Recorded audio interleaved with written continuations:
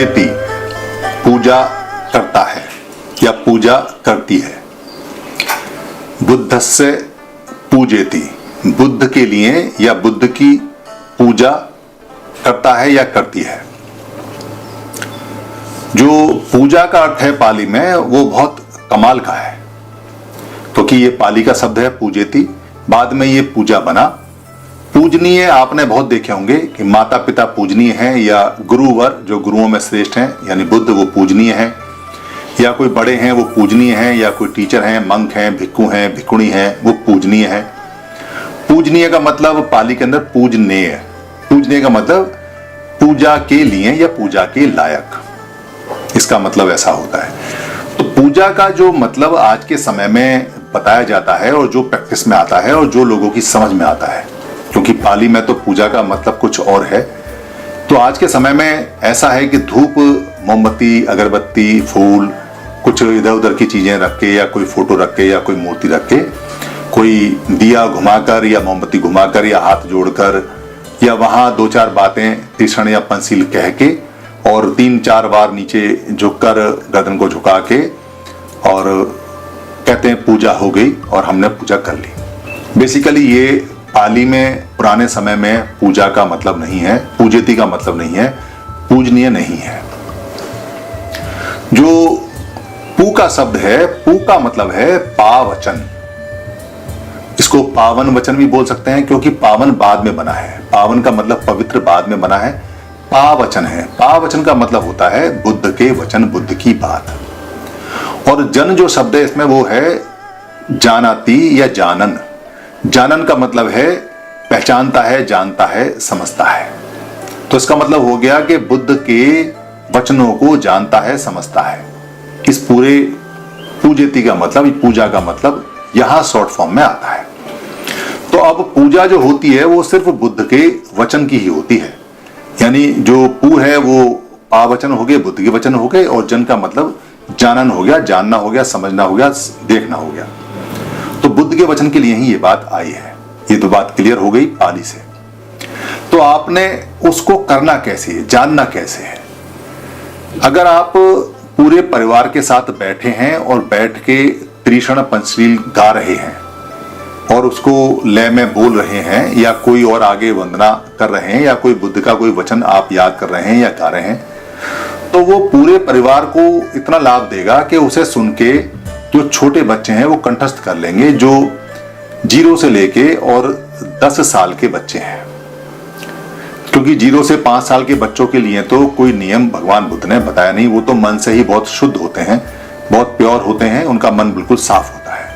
5 साल से लेके 10 साल के बच्चे का मन थोड़ा सा बदलना शुरू हो जाता है, घर का व्यवहार देखे, पड़ोसियों का व्यवहार देखे, आसपास देखे, तो वो जो 5 सील हैं उनके विरोध में काम करने लगता है। जैसे स्कूल से किसी का रबड़ चुरा के ले आया, या वैसे ही उठा के ले आया, या कोई बात डर की वजह से झूठ बोल दी, या कुछ काम ऐसे जो आपने उसे मना किया उसने कर दिए, आपकी बात नहीं मानी, या कहीं कोई छोटा मोटा कीट उसने मार दिया, या कहीं कोई ऐसा आचरण कर रहा है जो कि सीलों के मुताबिक नहीं है, या कहीं कोई उसमें अजीब सी कोई बात ऐसी आती है जो सील के विरुद्ध आती है।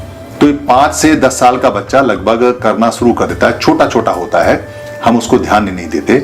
तो उस बच्चे को जब आप पूजा करें तो 5 सील को पढ़ाएं, 5 सील को उसे रटवाएं, और 5 सील का अर्थ उसको उसकी भाषा में समझाएं, क्योंकि पाली में तो समझ नहीं पाएगा। तो आपका अगर बच्चा मराठी है, या आपका बच्चा पंजाबी है, या गुजराती है, या तमिल है, या आपका भोजपुरी में गाता है या समझता है, या जो भी भाषा है, उड़िया है, तेलुगु है, मलयालम है, या उर्दू है, तो आप उसको उसकी सरल भाषा में बताएं कि ये 5 काम हमें क्यों नहीं करने चाहिए, इन 5 कामों से करने से क्या नुकसान होगा। अभी से ही समझा देंगे 5 से लेके 10 साल में, तो वो पूजा सबसे अच्छी है। क्योंकि पूजा का मतलब बाद में सम्मान करना भी है। सम्मान का मतलब है स्वयं, यानी स्वयं मान, यानी मानना, उस बात को मानना जो बुद्ध ने बताई है। तो पूजा का मतलब यहाँ सम्मान भी होता है। तो जो आप ऑनर देना चाहते हैं अपने टीचर को, यानी भगवान बुद्ध को, या रेस्पेक्ट करना चाहते हैं, उसको पूजा बोलते हैं हिंदी के अंदर। तो 5 से लेके 10 साल के बच्चे के लिए आपने खाली गायन नहीं करना है, खाली सिंग ए सॉन्ग नहीं करना है या सिंग ए त्रिशरण पंचशील नहीं करना है, आपने उसको उसका मतलब बताना है। मेरी वीडियो 4 पहले आ चुकी हैं, 5वीं अभी लोड होने वाली है, जो सुरा मेर मज्जे वाली है। 5 सील उसमें दिए हैं और आगे भी सील आते रहेंगे। आप उसमें देख लें कि सील कैसे हमें बहकाते हैं और सील कैसे हमें गलत कामों में आगे ले जाते हैं। तो ये काम जब आप कर रहे हैं तो 5 से लेकर 10 साल के बच्चे की पूजा हो गई। मगर 10 साल से लेकर और 20 साल का जो बच्चा है उसका माइंड बहुत तेजी से सोचता है, बहुत तेजी से बदलता है, बहुत तेजी से वो रिबेल करता है, यानी कि विरोध भी करता है। उसकी तर्क की जो शक्ति है वो बहुत ज्यादा डेवलप होनी शुरू हो जाती है और वो बहुत तेजी से चीजों को समझ के उनके जवाब मांगता है। अगर आप सही जवाब उसको नहीं दे पाए तो किसी और ने अगर कोई उल्टे जवाब दे दिए तो वो उनको भर लेगा, उनको लोड कर लेगा माइंड में। इसलिए उसको आप दिन में एक बार कम से कम त्रिशरण पंचशील का अर्थ बताते रहें। उसको पाली में भी बताते रहें, क्योंकि पाली में ये बहुत छोटा है, मगर आप अपनी भाषा में बताएंगे तो ये बहुत वाइड और बड़ा हो जाता है। इसको अपनी भाषा में बताएं कि सील क्यों जरूरी है, उसके विकास के लिए, परिवार के विकास के लिए, देश के विकास के लिए, स्कूल के विकास के लिए और स्वास्थ्य के लिए, समृद्धि के लिए, शांति के लिए। अगर 20 साल तक आप उसे बताने में कामयाब हो गए तो ये उसकी रोज की पूजा है।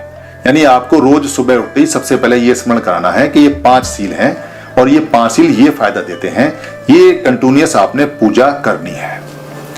और 20 साल से लेके और जब तक आप मरे तब तक आपको सीलों का पालन करने की पूजा 365 दिन और 24 घंटे करनी है, क्योंकि आप उस समय दिन दुनिया में बहुत जाते हैं। दुनिया के अंदर बड़ी मारामारी है, मार चारों तरफ है, चारों तरफ व्यभिचार है, चारों तरफ लूट खसोट है। आपको बहुत सारी चीजें ऐसी करनी पड़ सकती हैं जो आपको नहीं करनी है, इसलिए आपको 365 दिन और 24 घंटे याद रखना है, तब वो समृद्धि आपके परिवार में आएगी। तो आपकी पूजा 365 दिन और 24 घंटे की है जो आपको लगातार करनी है। इस हिसाब से करेंगे, पंचशील को अपनाते हुए, जानते हुए और समझाते हुए, तब बुद्ध का पूजा होता है। मगर अगर आपने मोमबत्ती जलाई है, आपने फूल जलाए हैं, आपने फूल रखे हैं, आपने कोई धूपबत्ती जलाई है, कोई मूर्ति रखी है, कोई पोस्टर रखा है, कोई कैलेंडर रखा है, अपने महापुरुषों का रखा है, अपने बाबा साहब का रखा है, अपने माता पिता का रखा है, या जिसको आप पसंद करते हैं, जो आपके लिए लाभदायक है, आपने उसका रखा है। आपने वहां कोई फल फ्रूट भी रखे हैं, या कोई हाथ जोड़ के सफेद कपड़ा पहन के या पीला कपड़ा पहन के या नीला कपड़ा पहन के, या जैसा भी आप कोई ड्रेस आपने रखी है, या आप 3 बार झुकते हैं, या आप वंदना करते हैं, या आप लय में गायन करते हैं, गाते हैं, उसमें कोई बुराई नहीं है। बुराई तब है कि आप सिर्फ यही काम करें और पंचशील का पालन ना करें, ना ही पंचशील की याद करें, ना ही पंचशील को साधारण शब्दों में बताएं, तब बुराई है। क्योंकि पूजा आपने की नहीं, आपने पूजा का आडंबर कर दिया, आपने पूजा का अंधविश्वास कर दिया, आपने पूजा की मान्यता बदल दी, आपने सम्मान नहीं किया, रेस्पेक्ट नहीं किया, ऑनर नहीं किया। क्योंकि बुद्ध का में जो पू है, बुद्ध के वचन में जो पू है, पू का मतलब है पावचन, बुद्ध के वचन, पावन वचन, यही पावन वचन है पूरी दुनिया के अंदर। पवित्र वचन इन्हीं को बोलते हैं और ये बहुत सिंपल और साधारण है। तो आपने जब बुद्ध पूर्णिमा की आप पूजा करें, और क्योंकि पूर्णिमा आ रही है 7 तारीख को, तो आप जब इसकी पूजा करेंगे और पूरा परिवार आप बैठेगा, तो आप पाली के साथ साथ अपनी मातृभाषा में जो सबको समझ में आती है, पंचशील के अर्थ बताइए। और खाली अर्थ बताने तक सीमित ना रहें, देखें कि कौन कौन उसको अभ्यास में लेके आ रहा है, कौन कौन लेके नहीं आ रहा है। थोड़ा मुश्किल है, क्योंकि जो आपकी सालों की आदत है, जो आपकी 20-30 साल की आदत है, उसको एक साथ बदलना, ट्विस्ट करना बड़ा मुश्किल है। मगर शुरुआत कीजिए आप और पूजा कीजिए, और पूजा वही कीजिए जो बुद्ध के समय में होती थी, जिससे बुद्ध प्रसन्न होते थे, जिससे भिक्खु प्रसन्न होते थे, जिससे वातावरण प्रसन्न होता था, जिससे देश प्रसन्न होता था, जिससे समृद्धि और शांति आपके घर में आती थी। खूब दबा के पूजा कीजिए पंचशीलों की, पंचशीलों के अभ्यास की।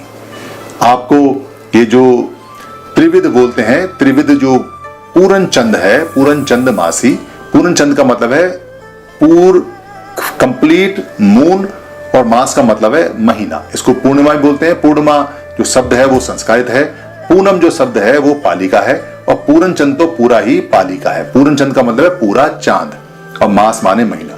तो ये जो पूर्ण चंद मास पे, या इसको वैशाख पूर्णिमा बोलते हैं, या इसको भगवान बुद्ध के जन्म की पूर्णमासी भी बोलते हैं, या भगवान बुद्ध के बोधि ज्ञान की प्राप्ति की पूर्णमासी की रात भी बोलते हैं, और भगवान बुद्ध के निब्बान प्राप्ति की रात भी बोलते हैं। तीनों काम वैशाख पूर्णिमा को हुए, इसलिए वैशाख पूर्णिमा बोलते हैं। आपको ये जो जानकारी भगवान बुद्ध ने दी और जो आप अभ्यास में लेके आने वाले हैं या लेके आते हैं, जो आप इसकी प्रैक्टिस करते हैं और जिसका आपको लाभ होने वाला है या हो रहा है, इसकी बहुत बहुत मंगल कामनाएं। धन्यवाद।